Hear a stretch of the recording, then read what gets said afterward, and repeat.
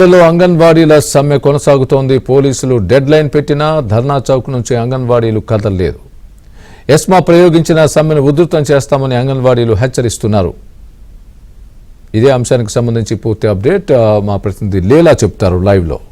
లీలా, స్వామి చూసుకోవచ్చు, ఉదయం నుంచి కూడా అంగన్వాడీలందరికీ కూడా పోలీసులు డెడ్ లైన్ ఇవ్వడం అయితే జరిగింది. సాయంత్రం 5 గంటలకెల్లా టెంట్లు ఖాళీ చేసి వాళ్ళు విధుల్లోకి వెళ్లాలంటూ కూడా వాళ్ళకి డెడ్ లైన్ అయితే విధించారు. అయితే ఈ నేపథ్యంలో అంగన్వాడీలందరూ కూడా మేము బెదరం చెదరం అంటూ కూడా ఏదైతే ఉందో వాళ్ళు ధర్నా చౌక్లో ఉన్నటువంటి టెంట్లోనే ఉన్నారు. అయితే మరో విషయం ఏంటంటే ఇంతవరకు పోలీసులు కూడా అంగన్వాడీల జోలికైతే రాలేనటువంటి పరిస్థితి.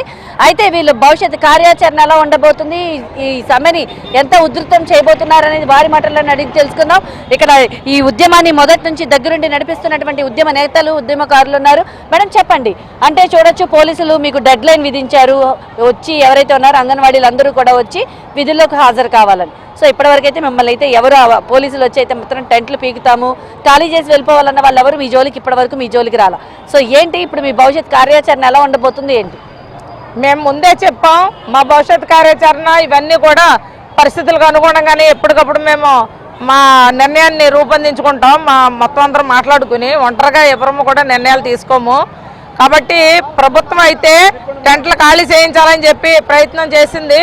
అలాగే ఈరోజు సాయంత్రానికి లోపు అంగన్వాడీలు అందరూ విధుల్లోకి చేరకపోతే మాత్రం మీ ఉద్యోగాలు ఉండవని చెప్పేసి కలెక్టర్లో పీడీలు మీటింగులు పెట్టాలని చెప్పి ప్రయత్నాలు చేశారు.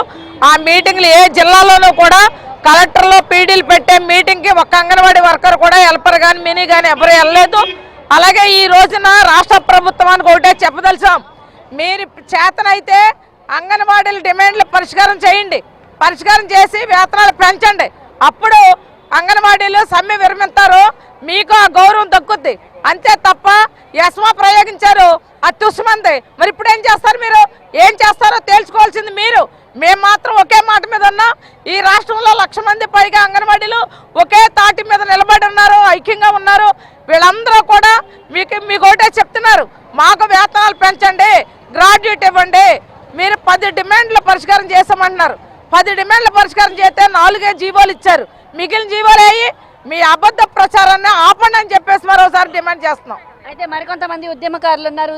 మేడం చెప్పండి, మొదటి నుంచి కూడా అంగన్వాడీలందరూ కూడా అంటే చూడొచ్చు సాయంత్రం సమయం 5:30 కావస్తుంది, అంటే అర్ధరాత్రులు కూడా ఇక్కడే పడుకుంటున్నారు, రీలే నిరాహార దీక్షలు చేస్తున్నారు. అంటే ఇంటికి కూడా వెళ్ళకోకుండా కుటుంబాలని సైతం వదిలేసి మాకు కనీస వేతనం కోసం వీళ్ళు ఇలా డిమాండ్ చేస్తున్నారు. ఎలా చూడాలి అంగన్వాడీల ఉద్యమాన్ని, ఎలా చూడాలి? అంగన్వాడీలకి ఈరోజు కడుపు కాలి రోడ్ల మీదకి వచ్చారు, కడుపు మంట. మాకు వేతనం సరిపోవట్లా, కుటుంబాలు నడుపుకుంటాం చాలా కష్టంగా ఉంది. పిల్లల్ని ఎలా చదివించుకోవాలి, విద్యకి వైద్యానికి ఏం పెట్టి ఖర్చులు పెట్టుకోవాలి.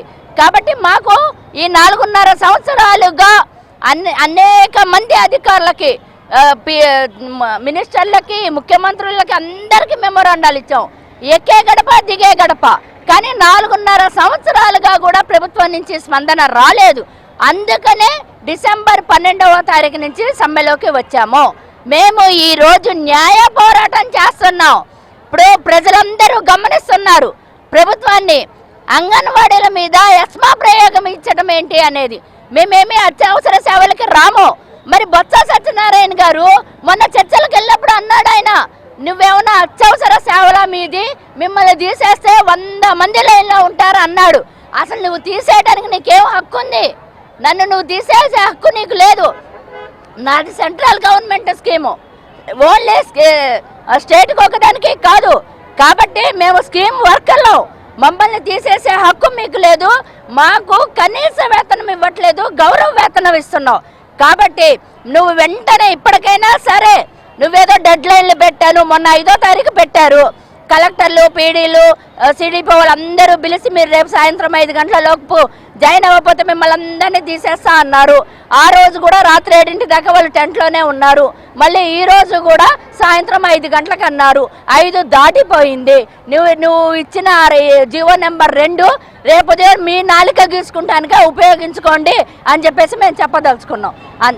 అయితే మరికొంతమంది నేతలు ఉన్నారు. మేడం చెప్పండి, అంటే ఉద్యమకారులందరూ కూడా వీళ్ళందరూ కూడా కనీస వేతనం కోసం అంగన్వాడీ వర్కర్లు, వారితో పాటు వామపక్షాలు అందరూ కూడా వీళ్ళకి సపోర్టెడ్గా అండగా నిలుస్తూ సాయంత్రం 5:30 అయినా 6 అయినా 7 అయినా 9 అయినా 10 అయినా 12 అయినా ఇక్కడే కూర్చుంటున్నారు, రీలే నిరాహార దీక్షలు చేస్తున్నారు. అంటే ఎలా చూడాలి? వీరి ఉద్యమం అయితే మాత్రం ఎట్టి పరిస్థితుల్లో మాకు కనీస వేతనం కావాలన్నారు, ప్రభుత్వం మాత్రం మొండి వైఖరి తగ్గట్ల. ఎలా చూడాలి? ఈరోజు 1,03,000 మంది అంగన్వాడీ మహిళలు వాళ్ళు ఇంట్లో అన్నీ సర్దుబాటు చేసుకుని వచ్చి ఇక్కడ కూర్చుని ఈ దీక్షలు చేస్తున్నారంటే ఎంత ఆవేదన ఉంటే, ఎంత బాధ ఉంటే వాళ్ళు వచ్చి ఇక్కడ ఉద్యమం చేస్తున్నారనే కనీసమైన ఇంగిత జ్ఞానం కానీ, మహిళల ఎడల గౌరవం కానీ ఉంటే ఈ ప్రభుత్వం ఈ రకంగా వీళ్ళని రోడ్లు ఎక్కించదు. ఇవాళ 24 గంటల పాటు నిరాహారంగా మంచినీళ్ల మీద ఒక్క విజయవాడ నగరంలో కాదు, ఈ రాష్ట్రంలో ఉన్నటువంటి 26 జిల్లాల్లో అంగన్వాడీ కార్యకర్తలు 100 మంది నిరాహార దీక్ష చేస్తూ ఉంటే మీ రెస్పాన్స్ ఏంటి? ముఖ్యమంత్రికి మాట్లాడాలనే స్పృహ కూడా లేదా అని చెప్పేసి మేము అడుగుతున్నాం. ఈరోజు అక్క చెల్లెలు అని ఉచ్చరించడానికి కూడా నీకు అర్హత ఎలా ఉంటుంది అని మేము అడుగుతున్నాం.